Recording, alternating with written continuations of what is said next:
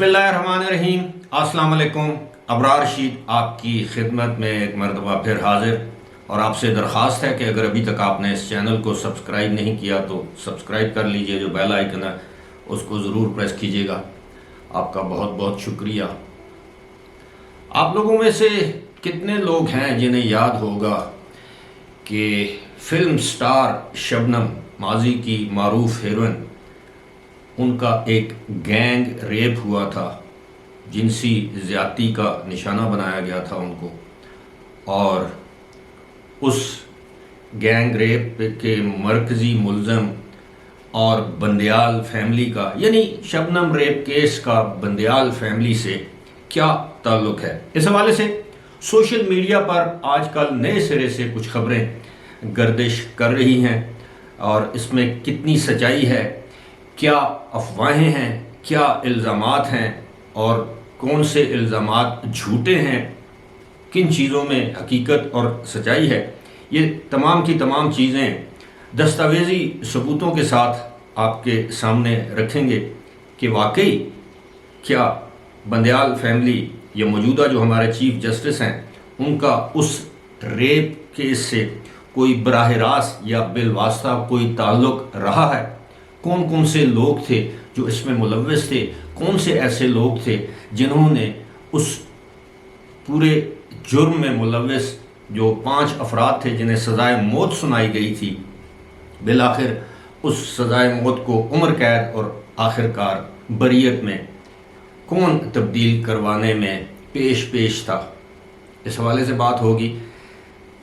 واقعات کچھ اس طرح ہے کہ 13 مئی 1978 کی رات گلبرگ لاہور میں 7 نوجوان جو ہیں وہ ایک گھر میں داخل ہوتے ہیں، اور وہ گھر ہے فلم سٹار شبنم اور موسیقار رابن گھوش کا۔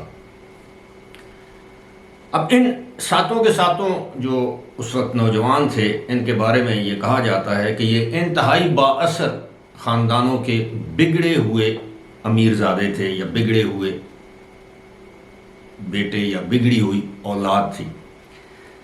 اس کے بعد انہوں نے ڈکیتی کی واردات کی، 1 لاکھ روپے اور سونا اور دیگر جو قیمتی اشیاء تھیں انہوں نے وہ لوٹی۔ صرف یہی نہیں بلکہ انہوں نے فلم سٹار شبنم کو ان کے شوہر رابن گھوش اور کمسن بیٹے رانی گھوش کے سامنے ریپ کیا۔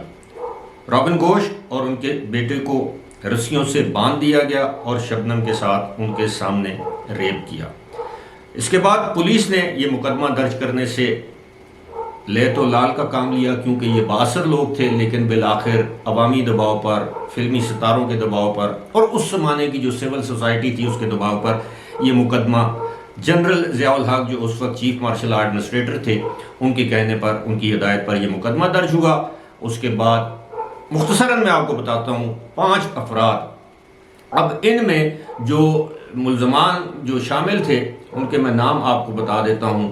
ان میں محمد فاروق بندیال، وسیم یعقوب بٹ، جمیل احمد، طاہر تنویر، جمشید اکبر ساہی، آغا عقیل احمد اور محمد Muzaffar.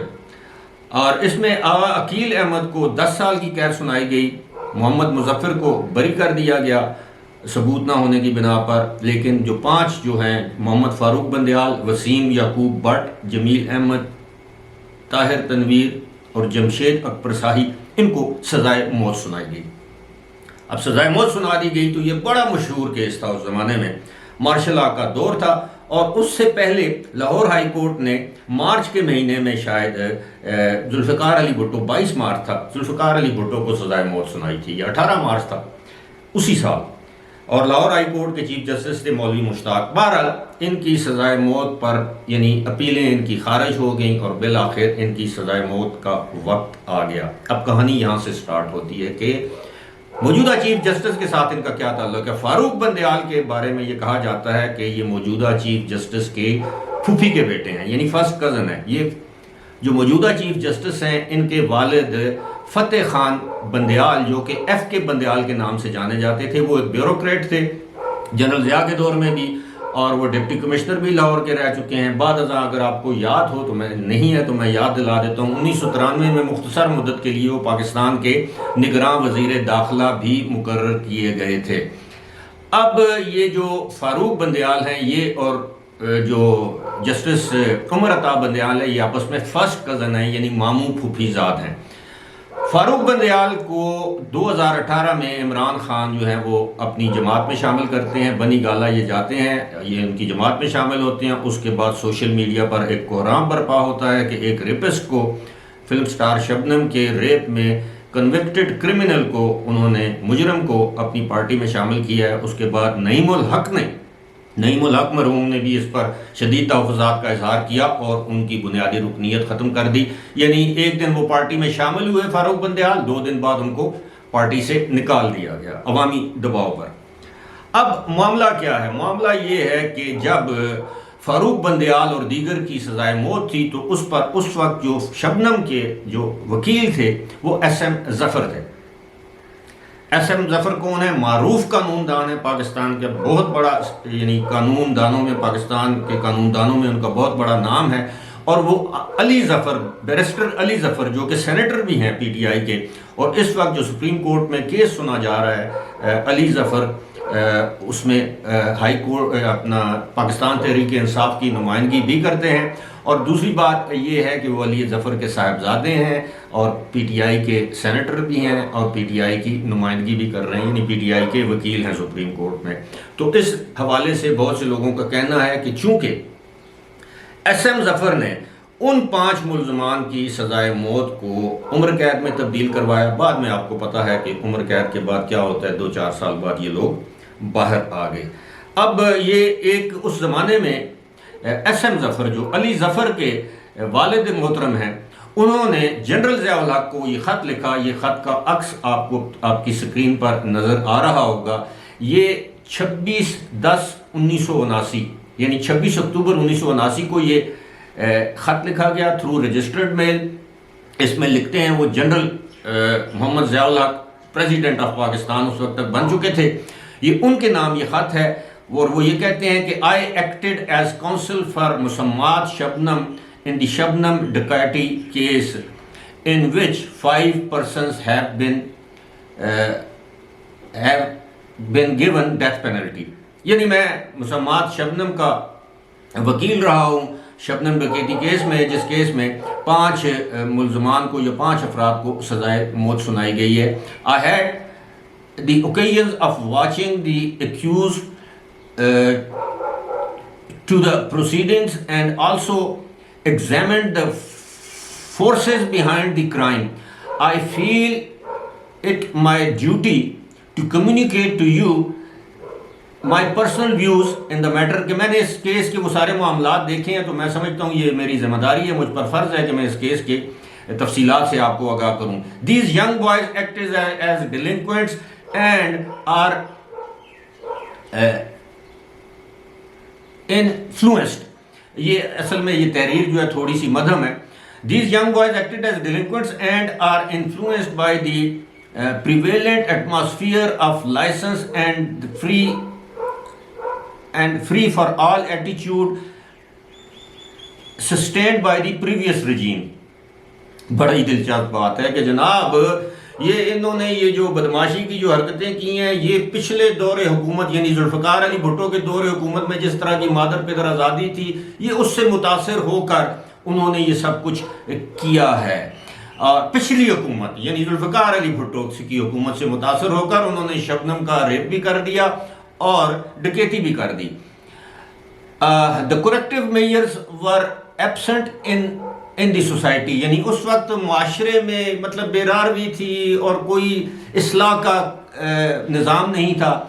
I have a strong feeling that the society and system as a whole was responsible for the commission of these offenses۔ میں بڑی اس سنجیدگی سے میں یہ سمجھتا ہوں یا میں سمجھتا ہوں، دیانتداری سے یہ میں سمجھتا ہوں کہ اس میں معاشرے کا قصور ہے، سوسائٹی ایز اے ہول، پورے معاشرے کا قصور ہے۔ انہوں نے جو کچھ کیا ہے وہ پورے معاشرے کا قصور ہے، ان کا قصور نہیں ہے۔ یہ ویسے بہک گئے تھے معاشرے کی اس وجہ سے. اور پھر وہ آگے کہتے ہیں in view of this I am constrained to write to you to create a balance in the matter. ابھی میں مطلب مجبور ہو کر یا میں کنسٹرینڈ ہو کر آپ کو یہ لکھ رہا ہوں کہ آپ اس معاملے میں توازن قائم کریں. whereas the law provides for death penalty, your prerogative may be exercised for showing clemency and awarding life imprisonment to the culprits. اب وہ کہتے ہیں کہ جناب قانون میں تو بالکل ڈیتھ پینلٹی ہے، لیکن آپ اپنی ثوابدید کا اختیار کرتے ہوئے ان کی سزائے موت کو عمر قید میں تبدیل کر دیں.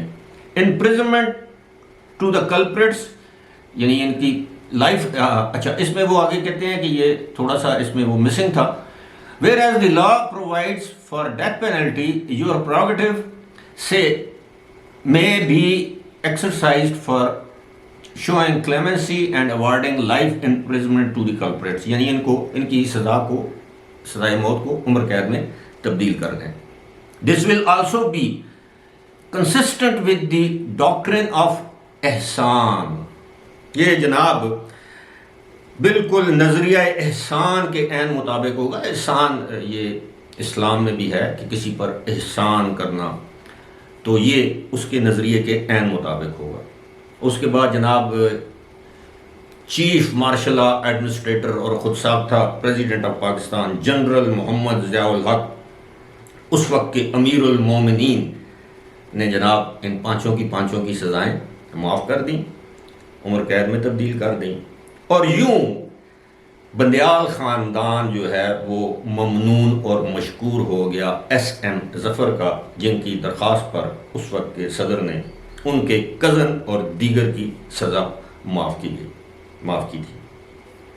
پھر وہ ممنونیت کہیں یا جو بھی آپ کہہ لیں، اس کو انگریزی میں کیا کہتے ہیں، انڈیٹنس یا انڈیٹڈ ٹو دیم.